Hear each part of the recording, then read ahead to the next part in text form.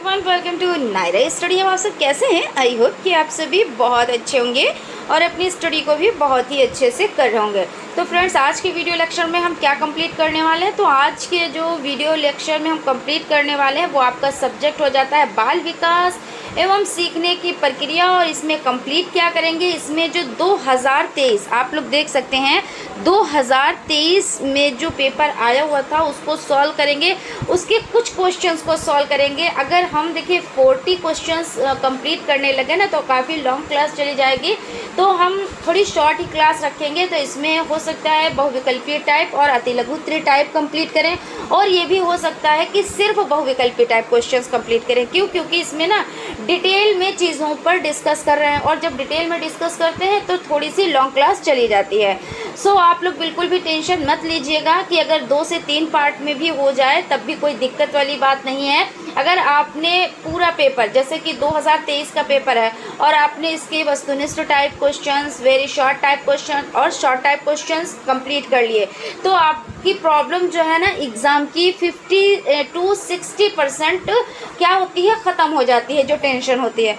तो आप लोग अच्छे से सीखिएगा, अच्छे से करिएगा और नोट्स बनाते हुए चलिएगा। तो चलिए स्टार्ट करते हैं आज की जो आज का पेपर है इसका फर्स्ट नंबर का क्वेश्चन। और क्वेश्चन जो फर्स्ट नंबर का है वो कौन सा हो जाता है, तो बहुविकल्पीय टाइप हो जाता है। और बहुविकल्पीय टाइप क्वेश्चन कितने आते हैं, तो 15 आते हैं। और 15 क्वेश्चन में नंबर आपको कितने मिलते हैं, तो 15 ही मिलते हैं, यानी एक क्वेश्चन पर आपको 1 नंबर मिलता है। ठीक है, तो सबसे पहला क्वेश्चन आपका हो जाएगा केंद्रीय प्रवृत्ति का मापक नहीं है। तो जो नहीं है वही सही होगा। कौन सा है, मध्यमान हो जाता है, मध्यांक हो जाता है, प्रसार हो जाता है, बहुलक हो जाता है। तो देखिए मध्यमान है, मध्यांक है, बहुलक है, तो जितने हैं उनको आप कर दें कट, यानी ये आंसर आपका नहीं होगा। और जो नहीं है वही आपका सही होगा, यानी कि प्रसार। सा ऑप्शन आपका राइट है। थॉर्नडाइक ने सीखने से संबंधित कुल कितने सिद्धांतों का प्रतिपादन किया? तो 5 हो जाते हैं, या 4 हो जाते हैं, या 6 हो जाते हैं, या 3 हो जाते हैं। तो यहाँ पे कहा है मुख्य कितने सिद्धांतों का प्रतिपादन किया, तो 2 तरह के इन्होंने सिद्धांतों का प्रतिपादन किया। एक हो जाते हैं गौड़ और एक हो जाते हैं मुख्य। तो गौड़ जो नियम थे वो कितने थे टोटल, तो वो 5 थे। तो ध्यान से समझिएगा, क्योंकि ऐसा कभी कभी हो जाता है कि हमने मुख्य और गौड़ पढ़े और यहाँ पे ऑप्शन आ गया और 5 है वही हमने टिक कर दिया, लेकिन ऐसा नहीं। मुख्य अगर पूछे तो अलग आंसर है, गौड़ पूछे तो अलग आंसर है। तो इसमें हो जाएगा आपका जो गौड़ है तो वो 5 हो जाएंगे, तो ये तो गलत है। और उसके बाद 4 वाला भी गलत है, और उसके बाद 6 वाला भी गलत है, यानी कि 3। कौन कौन से इन्होंने दिए, जो मुख्य नियम है तो उसमें अभ्यास का नियम, प्रभाव का नियम और तत्परता का नियम। इसमें क्या बताया कि अगर बच्चा अभ्यास करता है तो चीज़ें वो अच्छे से सीखता है। दूसरे में क्या बताया, तत्परता, यानी अगर बच्चा तैयार है करने के लिए, जैसे मैं पढ़ा रही हूँ तो पढ़ाने के लिए तैयार हूँ, तभी तो मैं आपको पढ़ा रही हूँ, और आप पढ़ने के लिए तैयार हो, तो ये होता है तत्परता का नियम। तो तैयार होना बहुत ही ज़्यादा ज़रूरी होता है। तो यहाँ पे अभ्यास होता है तत्परता का, और प्रभाव, यानी किसी चीज़ का जब आप पे प्रभाव पड़ता है तभी आप वो काम करते हैं। तो इस तरह से 3 मुख्य नियम हो जाएंगे। अगला क्वेश्चन है नवजात शिशु में हड्डियों की संख्या कितनी होती है? तो 100 होती है, 205 होती है, 270 होती है, 206। अब सॉरी, यहाँ पे 306 दिए हुए हैं। तो आपका क्या हो जाता है, नवजात शिशु पूछ रहे हैं, तो नवजात शिशु जो हैं उनमें जो हड्डियों की संख्या हो जाती है वो कितनी हो जाती है, तो 270 हो जाती हैं, ना कि 206। 206 जो हड्डियाँ होती हैं वो वयस्क में होती हैं, और जब इंसान यंग होता है, जवान होता है, तब 206 हड्डियाँ होती हैं। लेकिन उससे पहले बच्चा क्या होता है, जब नवजात शिशु होता है तब उसमें 270 हड्डियाँ होती हैं, और फिर उसके बाद क्या होता है, वो ज्वाइंट होती चली जाती हैं, फिर उसके बाद 206 हड्डियाँ रह जाती हैं। क्रिया प्रसूत अधिगम सिद्धांत के प्रतिपादक कौन है? तो टॉलमेन हो जाते हैं, या स्किनर हो जाते हैं, या कोहलर हो जाते हैं, या हल हो जाते हैं। तो यहाँ पे क्या है, क्रिया प्रसूत अधिगम सिद्धांत के प्रतिपादक तो ये स्किनर हो जाते हैं। और इन्होंने किस पे किया, तो देखिए चूहे पर भी किया, कबूतर पे भी किया इन्होंने, है ना। और उसके बाद है आपराधिक प्रवृत्ति का सर्वाधिक विकास होता है। तो शिशुअवस्था में होता है, बाल्यावस्था में होता है, किशोर अवस्था में होता है, प्रौढ़ावस्था में होता है। तो यहाँ पे हम सबसे पहले सभी अवस्थाओं के बारे में जानेंगे, उसके बाद हम आंसर की तरफ चलेंगे। तो आपराधिक प्रवृत्ति का जो विकास हो जाता है वो किस में होता है, और इससे पहले की अवस्थाएं क्या होती हैं उस पर सब पे हम डिस्कस करेंगे। तो शिशुअवस्था जो हो जाती है वो 0 से 6 वर्ष या 5 वर्ष होती है। तो यहाँ पे 5 वर्ष लिखते हैं, कहीं कहीं पे आपको 6 वर्ष भी लिखा हुआ मिल जाएगा। और जहाँ पे हमने 0 लिखा है यहाँ पे जन्म भी लिखा मिल सकता है, यानी जन्म से 5 वर्ष या 0 से 5 वर्ष। उसके बाद बाल्यावस्था आती है। बाल्यावस्था कब से कब तक होती है, तो 6 से 12 वर्ष तक आपको लिखी हुई मिल जाएगी। उसके बाद किशोर अवस्था जो हो जाती है वो आपकी हो जाती है 12 वर्ष से 18 वर्ष, किसी किसी में तो 22 वर्ष तक की अवस्था चली जाती है, और प्रौढ़ अवस्था इसके बाद की अवस्था हो जाती है। तो हम लोग पहले इन 3 अवस्थाओं पर डिस्कस कर लेंगे। तो शिशु अवस्था जो होती है वो क्या होती है, इसमें तो भी बच्चा है, बच्चा जो है वो अपने गार्जियंस पर फुल तरीके से निर्भर होता है। और गार्जियंस में अगर हम बात करें तो माता पर सबसे ज़्यादा निर्भर होता है, उसकी सफाई सुथराई, उसके खाने पीने सभी का ख्याल उसकी माता को रखना पड़ता है ना। बच्चा अपने आप से कुछ नहीं कर सकता है। बाल अवस्था में बच्चा थोड़ा सा अपने ऊपर निर्भर हो जाता है, जैसे खाना अपने आप से खा लेता है, कपड़े उपड़े भी थोड़े बहुत पहन लेता है इस तरह से, लेकिन देखभाल तो गार्जियंस को ही करनी रहती है। किशोर अवस्था में जब बच्चा आता है तो बड़ा हो जाता है, यानी भाई 12 वर्ष का बच्चा हो गया। लेकिन क्या है, किशोर अवस्था में जब बच्चा आता है तो उससे पहले सिम्टम्स 11 वर्ष की अवस्था में ही दिखने लगते हैं। उसमें क्या होता है, मानसिक परिवर्तन भी होते हैं प्लस शारीरिक परिवर्तन भी होते हैं। बच्चे में ये चीज़ जब होती है तो बच्चा सोचता है ये हमारे साथ आखिर क्या हो रहा है, कुछ नया हो रहा है, कुछ अलग हो रहा है, और उसे ये भी लगता है कि शायद ये मेरे साथ ही हो रहा है और किसी के साथ दुनिया में नहीं होता है। लेकिन ये सच्चाई नहीं होती है, क्योंकि वो खुल के बात नहीं कर पाता ना किसी से, तो उसको लगता है जो भी प्रॉब्लम्स आ रही हैं वो मेरे पर ही आ रहे हैं, या जो भी बदलाव, जो भी चेंजेस आ रहे हैं वो मेरे पे आ रहे हैं और किसी पे भी नहीं आते हैं। लेकिन ऐसा होता है सभी पे, जिसने जन्म लिया है और जिसकी ये स्टेज होती है उसके साथ ही यही होता है। इसमें तनाव तूफान होते हैं, वो संघर्ष की अवस्था होती है। बच्चा चाहे इसी एज में बन सकता है, बच्चा इसी एज में चाहे तो वो बिगड़ भी सकता है। यानी क्या है, गार्जियंस को बहुत ज़्यादा ध्यान रखना होता है। ठीक है, तो ये अवस्थाएं आपकी हो जाती है और यही अवस्थाएं आपकी पूछी जाती हैं एग्ज़ाम में। अब हम बात करते हैं कि आंसर अब आपको मिल चुका होगा कि आपराधिक प्रवृत्ति का सर्वाधिक विकास किसमें होता है।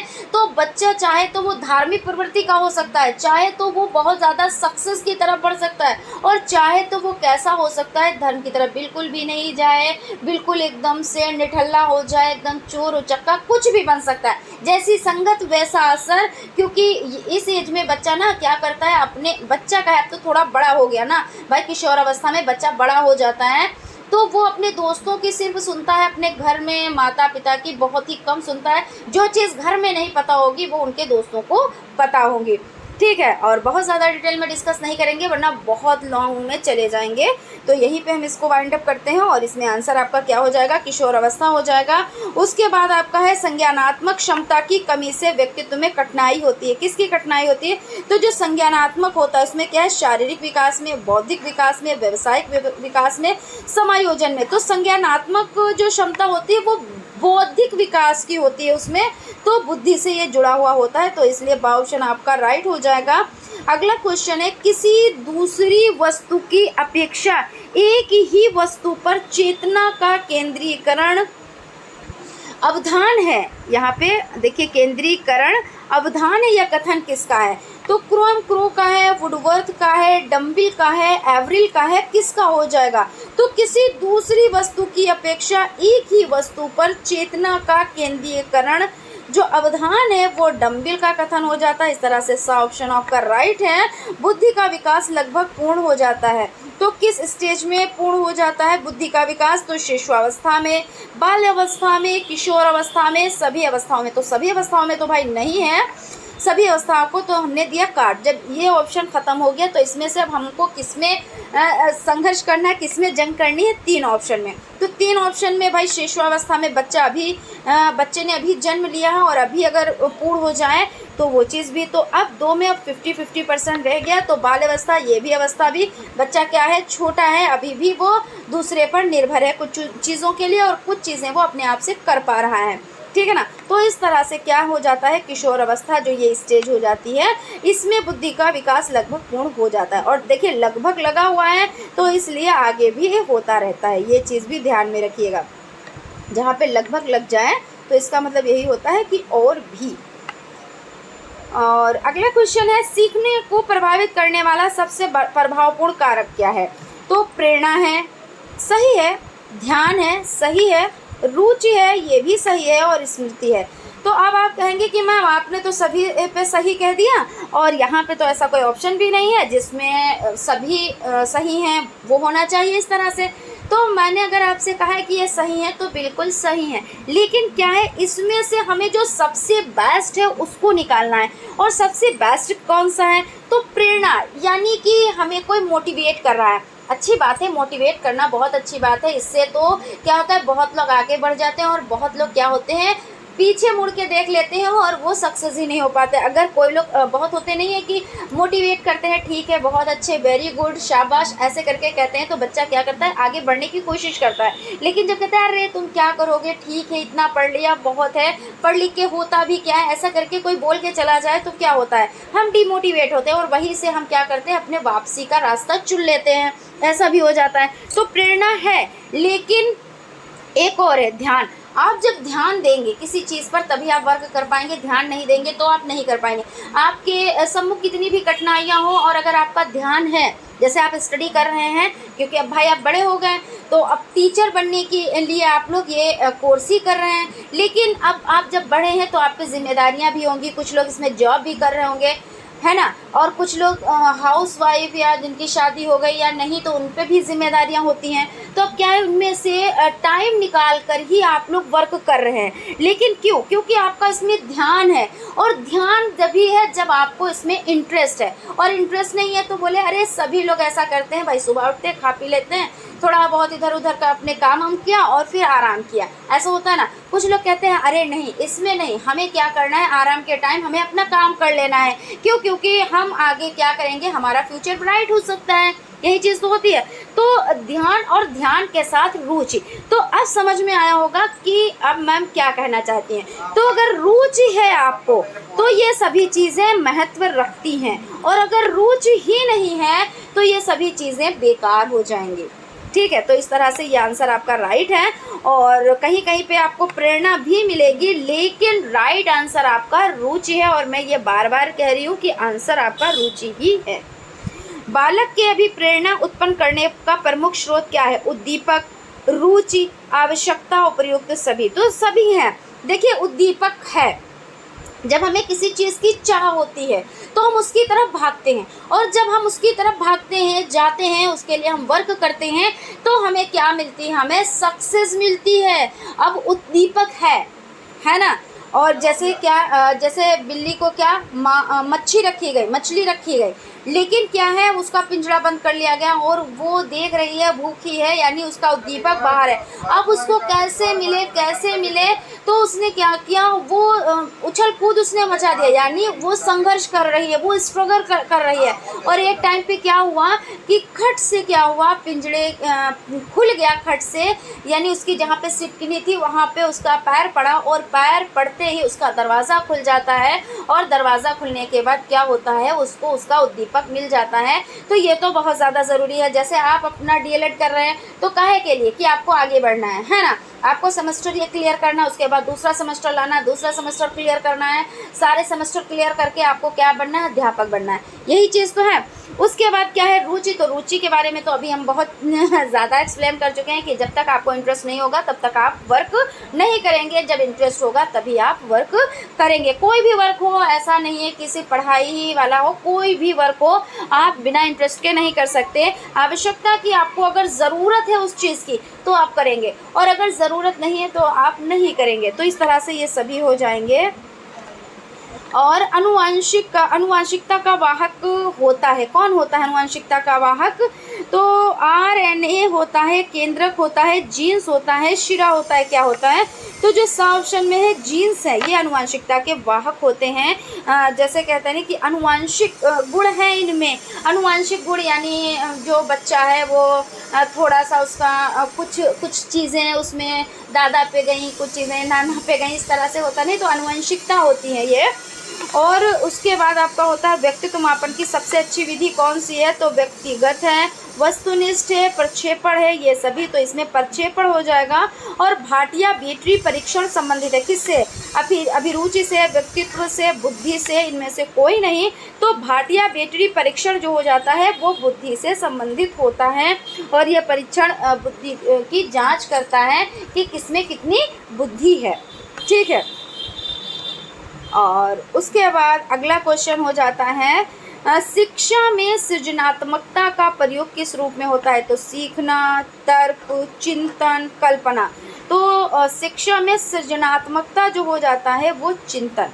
ठीक है, और पियाजे के अनुसार बालक के संज्ञानात्मक विकास की स्थितियां हैं, तो कितनी है? 2 हैं, 4 हैं, 6 हैं, 3 हैं। तो देखिए यहाँ पे जीन पियाजे जी के बारे में बात हो रही है, और इनका जो सिद्धांत वो संज्ञानात्मक जो हो जाता है, संज्ञानात्मक विकास हो जाता है। और इसमें 4 अवस्थाओं को इन्होंने बताया है, और इन्होंने खुद अपने बच्चों पर ही शोध कर डाला था। हालांकि इनके लिए बहुत ज़्यादा क्या हुई, आलोचनाएं हुई, बहुत लोगों ने इनको भला बुरा भी कहा।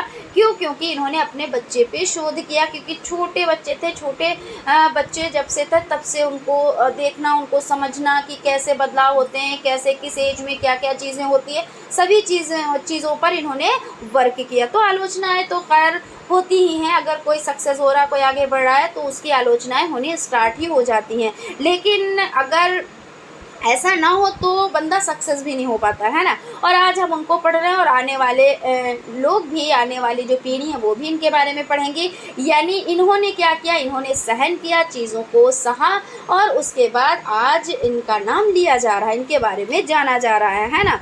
तो ये चीज़ हो जाती है। तो इन्होंने कितने यानी कि पियाजे के अनुसार बालक के संज्ञानात्मक विकास की स्थितियाँ कितनी हो जाती हैं? तो 4 हो जाती हैं, और इस पर भी हम लोग डिटेल में डिस्कस करेंगे। जो ये स्थितियां हैं ये आती हैं उसके अकॉर्डिंग, एक कि कितने टाइम से कितने टाइम तक और कौन कौन सी अवस्थाएं होती हैं। ठीक है, तो यहाँ पर आप लोगों के जो वस्तुनिष्ठ टाइप क्वेश्चंस हैं वो हो जाते हैं कंप्लीट। तो मेरे हिसाब से आज की क्लास इतनी ही रखी जाए, या थोड़ी सी और लॉन्ग करी जाए?